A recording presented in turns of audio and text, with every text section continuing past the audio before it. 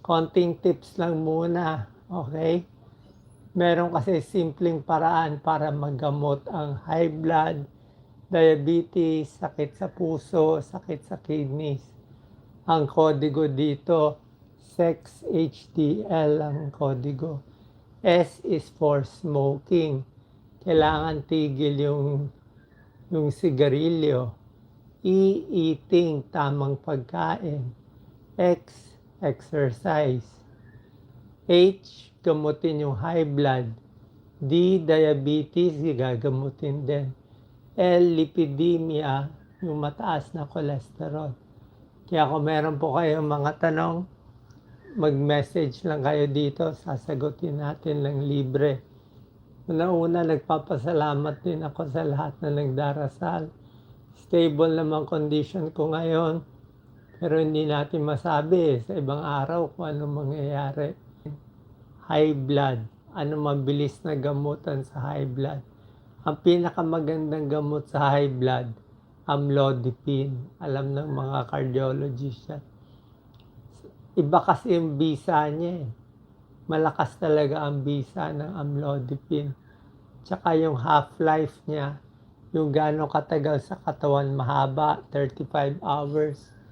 Kaya isang tableta ng amlodipine, pwede nga pang 2 araw. Every other day mo, kakayanin pa rin. Pero every day, iniinom yung amlodipine. 5 milligrams usually, maximum niya 10 milligrams. Okay? So sa high blood, isa pa, kailangan babawasan yung timbang. Pag binaba natin yung timbang natin ng 10 pounds, bababa din yung blood pressure ng 10 points. Ganun kaganda yon. Kaya kung overweight kayo ng 20 pounds, makukuha na sa diet lang. Kung ang blood pressure nyo, palagay natin, 150, 100. Tapos overweight kayo, 20 pounds.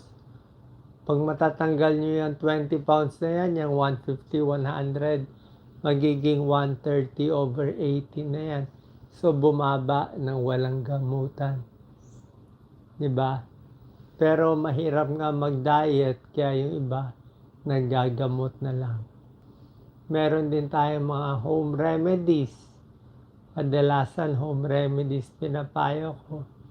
Kasi mahirap din yung masyado maraming gamot na iniinom.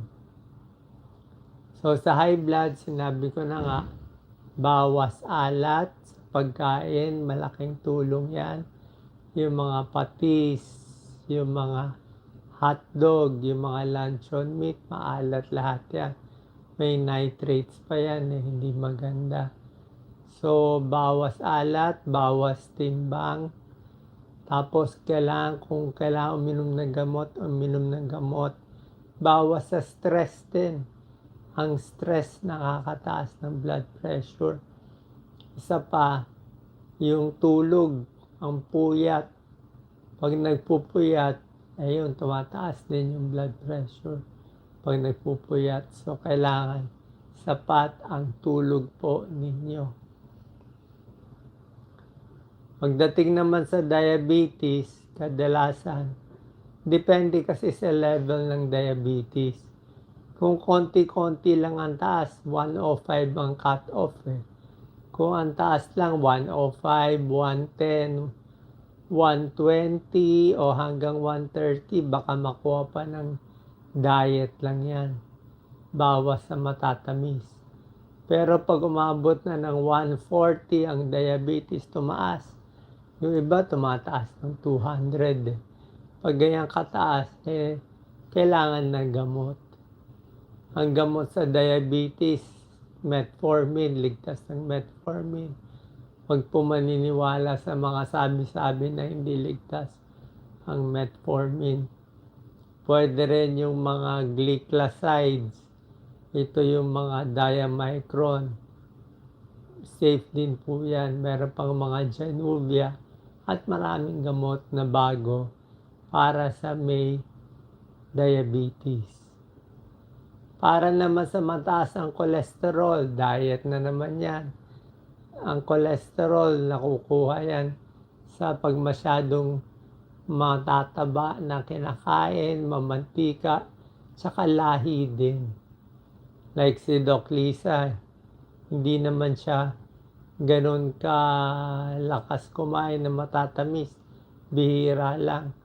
Pero mataas ang cholesterol niya. Maabot nga na halos 300 yung cholesterol niya. So, anong gamutan sa cholesterol? Depende sa level. Ako kasi, pag hindi pa ganun kataas ang level ng cholesterol, hindi mo na ako nagbibigay ng mga statin. Kung hindi pa ganun kataas. Ano ang hindi mataas para sa akin? Para sa akin hanggang 240 pwede pa. Cut off 200. Yung ibang doktor, lumampas lang konti, 202. 205, magbibigay na agad ng statin. Ako, pag 240, Jetta muna. Mag-Jetta ng 2 buwan. 1 buwan, 2 buwan. Kaya pa yan ibaba ng Jetta lang. Okay? Pero pag hindi na makuha, lampas 240 pa rin. Lalo na pag lumampas ng 280, mataas na yan. Ay kailangan na ng statin. Ang pinakamabisang gamot sa cholesterol, atorvastatin. 10 milligrams binibigay sa gabi. Araw-araw, malakas po yan magpababa. Actually, binibigay ko sa inyo yung pinakamagandang mga gamutan. Sinabi ko nga, pagdating sa cholesterol, pinakamabisa, pinakamalakas, atorvastatin. Pagdating sa high blood, tinuro ko sa inyo, pinakamalakas, amlodipine. Okay? Pero pag sa high blood, hindi na makuha ng amlodipine, pwede pa dagdagan ng ibang gamot. Tulad ng losartan, pwede mo dagdagan ng losartan. Or minsan, pwede rin bigyan ng metoprolol, mga beta blockers, pero mas mahina to. So, minsan yung may high blood, hindi lang isang gamot ang iniinom. Minsan 2 gamot ang iniinom nila. Yan, may type 2 diabetes, mahirap mag-diet. Actually, ang perfect diet lahat talaga sa type 2 diabetes, high blood, kidney, puso, yung vegetarian diet. Yun talaga pinakamaganda, yung mga 7th-day Adventist. Halos wala silang sakit ng mga high blood, mga diabetes eh. So, isda lang, pwede kumain ng isda, pero ang laki niya. Kailangan bawat kain, palad lang, itong palad. Hindi kasama ang daliri. So, ganito lang kalaki, 3 ounces of fish. Tapos gulay, anong gulay? Ampalaya. Ampalaya, pinakamaganda sa diabetes, di ba? May fiber na gulay pa, vegetarian pa, at nakakababa ng blood sugar. Ang ampalaya, may mga pag-aaral na yan. Pwede rin ibang gulay, broccoli, cauliflower, sayote, yan ulam ko mamaya. Upo, pwede yan. Matubig yan, maganda. Doc, ang iniinom kong gamot, glibenclamide. Nanginginig daw siya pag umiinom ng glibenclamide. Tingin ko kailangan palitan yung gamot. Balik kayo sa doktor nyo. Ang glibenclamide kasi, isa sa pinakalumang gamot.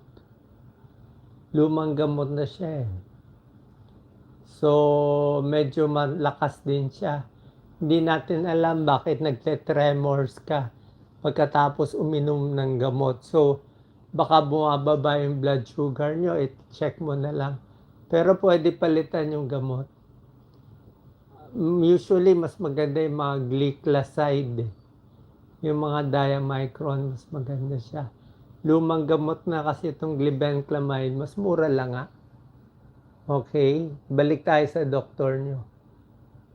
Kasi tapos i-check nyo yung blood sugar nyo. Pag nanginginig, i-check nyo. Pag nakita nyo mababa, mataas ang dosis ng glibenclamide. 5 milligrams ka. Pwedeng hatiin na lang kung gusto nyo. Gusto nyo half. Pwede rin 2.5. Pero pwede rin palitan. Yan. Tatay ko rin nahihilo. My father also gets dizzy when taking his maintenance. Ibig sabihin, mataas yung dosis ng gamot. Check the blood sugar. Pag nakita nyo 90, 80, 60 lang, ibig sabihin, mataas yung dosis ng gamot. We will adjust. Either we adjust the medicine or you eat more. Ayaw naman natin mag-eat more sila. Diba? Ayaw naman natin kumain more. I'm a diabetic, sabi ni Nida. Kailangan maglalagay tayo ng oras, Nida. No choice eh. Delikado ang diabetes eh. Huwag mo babaliwalain. Wala siyang sintomas, Nida, pero very important yung diabetes. Yan ang silent killer eh. Kasi ang problema sa diabetes, halos lahat ng organ sa katawan natin apektado. Lalabo yung mata, mabubulag, mamanhid ang kamay, heart attack, kidney failure, lahat yan, diabetes ang cause. Diba? So, kailangan mo ng check-up para ma-adjust yung gamot mo. Tulad nga na sinabi ko, kung lampas 140 ang blood sugar nyo, diba? Yung fasting blood sugar, mataas po yan. Okay?